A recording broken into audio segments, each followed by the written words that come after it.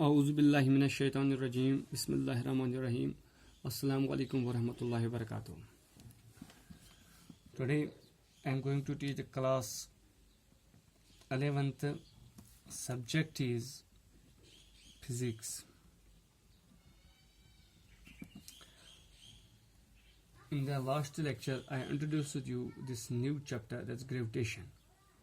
Today our topic is Kepler's laws of planetary motion. That is Kepler's laws of planetary motion. Kepler's ने planetary motion के बारे में कौन कौन से लॉज दिए, तो आज हम वही पढ़ने जा रहे हैं. केपलर्स ने कॉपरनिकस की थ्योरी को यूज किया, इसको स्टडी किया और उसको यूज करके उसने अपने कुछ लॉज दिए रिगार्डिंग द प्लैनेटरी मोशन. तो उन लॉज को नाम पड़ा Kepler's laws of planetary motion. तो पहला पॉइंट जो है उसने कॉपरनिकस की थ्योरी को यूज किया. Copernicus theory was used by Kepler. तो उसने इसकी थ्योरी को यूज किया और अपने लॉज फॉर्मुलेट किए. तो उसने अपने 3 लॉज दिए जिनको हम कहते हैं Kepler's laws of planetary motion. Kepler's first law of planetary motion, second law and third law. तो आज हम वही केपलर्स लॉज हम डिस्कस करेंगे. पहला था इसका Kepler's first law, that is law of orbit जिसको हम कहते हैं. लॉ ऑफ ऑर्बिट भी हम इसको कहते हैं. तो ये था पहला law given by this Kepler. तो इसने इस लॉ में ऑर्बिट के बारे में कहा. इसने क्या कहा? Every planet revolves around the sun in an elliptical orbit. The sun is situated at one foci of the eclipse. कहने का मतलब है कि सारे प्लैनेट जो हैं वो सन के इर्द गिर्द घूमते हैं. यानी सन की जो पोजीशन है वो सेंट्रल पोजीशन है, वो स्टैटिक है, स्टेशनरी है, और सारे प्लैनेट जो हैं इसके इर्द गिर्द घूमते हैं. तो इसने क्या कहा? दैट एवरी प्लैनेट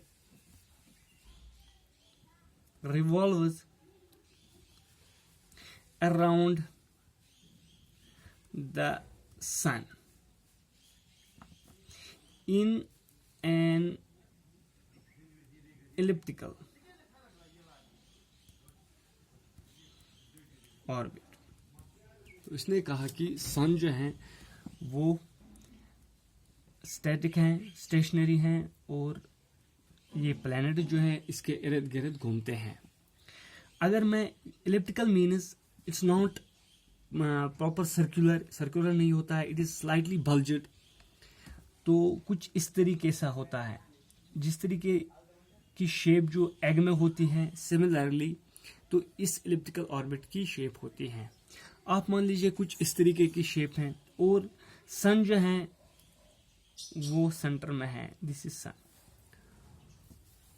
तो ये सारे प्लैनेट जो हैं, आप मान लीजिए ये प्लैनेट है, तो ये प्लैनेट जो है ये रिवॉल्व करते हैं अराउंड दिस सन. तो ये था पहला लॉ. तो इस लॉ के जरिए कुछ टर्म्स निकलती हैं. फॉर एग्जांपल पेरीहीलियम क्या होता है, एपीहीलियम क्या होता है, सेमी मेजर एक्सिस क्या होती है, मेजर एक्सिस क्या होती है, माइनर एक्सिस क्या होती है. तो कुछ वही चीजें मैं आपको समझाने की कोशिश करूंगा. पहले मेजर एक्सिस मीन्स अगर मैं प्लैनेट एक इमेजिनरी लाइन लेता हूं जो प्लैनेट को और सन के साथ मिलाता है, दैट मीन्स जो किस साइड में होता है, जिस साइड में ज्यादा लेंथ होती है इलिप्टिकल पाथ में, तो इसको हम कहते हैं मेजर एक्सिस. और जिस साइड में ऑर्बिट और ऑर्बिट की मैं अगर ज्वाइनिंग करूंगा लाइन इमेजिनरी लाइन से, तो ये उस साइड की लाइन होती है जहां डिस्टेंस जो है वो कम होते हैं. इसको हम कहते हैं माइनर एक्सिस. अगर मैं इसकी हाफ लेता हूं, for example this point A and B, this is the major axis, तो this is the mid point of A B, say it's O, तो ये ओ बी और ओ ए जो हैं ये हैं सेमी मेजर एक्सिस, तो इसको हम कहते हैं सेमी मेजर एक्सिस, और इसको हम कहते हैं पी और क्यू को, और पी ओ हम लेते हैं तो इसको कहते हैं सेमी माइनर एक्सिस। और एक चीज आप यहां पे याद रखेंगे, दैट इज पेरिहीलियम, पेरिहीलियम।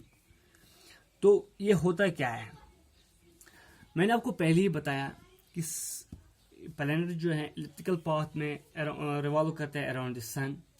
तो ये जरूरी नहीं है कि ऑर्बिट जो है या एक्सिस जो है ये हर एक साइड में इक्वी डिस्टेंट होगा सन से, ये जरूरी नहीं है। तो जो साइड ज्यादा दूर होता है, say this point B is much more away from the sun, when the planet is at point B it is farther from the sun as compared to the point A when the planet is at point A। तो इस B point में इसको हम कहते हैं उस वक्त पेरिहीलियम, उस वक्त हम इसको कहते हैं perihelion, that means is the farthest point, it is the farthest point, or as compared to this one more, that is aphelion, it's the nearest point, nearest point। तो यहां पे जो है दो चीजें मैंने आप लोगों को बताई, दैट्स पेरिहीलियन एंड एपीहीलियन। जब सन जो ऑर्बिट में ज्यादा दूर डिस्टेंस पे होता है तो उस वक्त उस पॉइंट को हम कहते हैं पेरिहीलियन, और जिस साइड से ये नजदीक होता है उसको हम कहते हैं एपीहीलियन। हो गया फर्स्ट लॉ, और उसके बाद है सेकंड लॉ, केपलर्स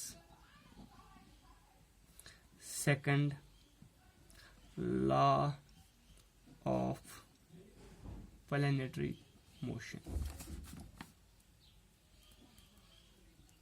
इस लॉ को हम कहते हैं law of area, law of area. ये लॉ क्या कहता है, it states that the line joining a planet to the sun sweeps out equal area in equal intervals of time, that is it states that the line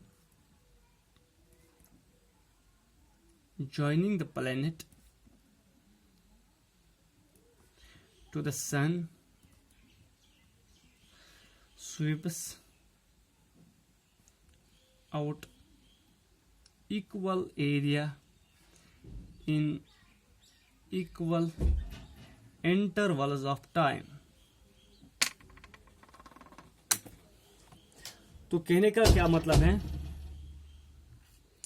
कहने का मतलब है अगर एक ऑर्बिट है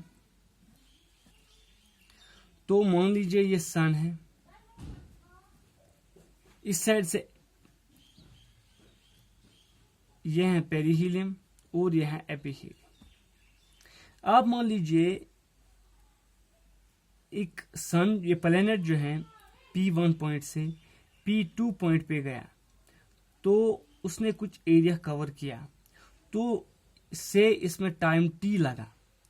सिमिलरली इस एपीहीलियम साइड में ये P2 से P3 से लेकर P4 पे आ गया, दैट्स इस पॉइंट से इस पॉइंट तक। तो इस यहां पे जो area of triangle that's P2 SP1 will be equal to area of the triangle P3 SP1, sorry P3 SP4। तो कहने का मतलब है यहां पे अगर ये प्लैनेट जो है P1 पोजीशन से P2 पोजीशन तक आने में इसको टाइम T लगता है, और दूसरे साइड में P3 पॉइंट से P4 पॉइंट में इसको वहां पे भी T टाइम लगता है, तो ये इक्वल एरिया जो है स्वीप करेगा दोनों साइड में। ये स्टेटमेंट ये यही कहता है, the line joining the planet to the sun sweeps out equal area in equal intervals of time. No doubt कि यहाँ पे जो सन है it is nearer to the planet, यहाँ पे जो सन है it is away from the planet, तो यहाँ पे एंगुलर वेलोसिटी जो है वो चेंज होती है, जिसकी वजह से इक्वल एरिया स्वेप करते हैं। यहाँ पे डिस्टेंस दूर है, जो ग्रेविटेशनल फोर्स ऑफ अट्रैक्शन है वो लेस है, जिसकी वजह से जो लेस स्वेप करता है, लेकिन लेंथ ज्यादा है। यहाँ पे जो है एंगल मोमेंटम ज्यादा है, तो जिसकी वजह से तो ये एरिया इक्वल निकलता है। तो इस तरीके से ये थे दो laws of Kepler's laws of motion. इंशाल्लाह in the next lecture we will discuss the third law of planetary motion, that's Kepler's third law of planetary motion. Till then, stay home,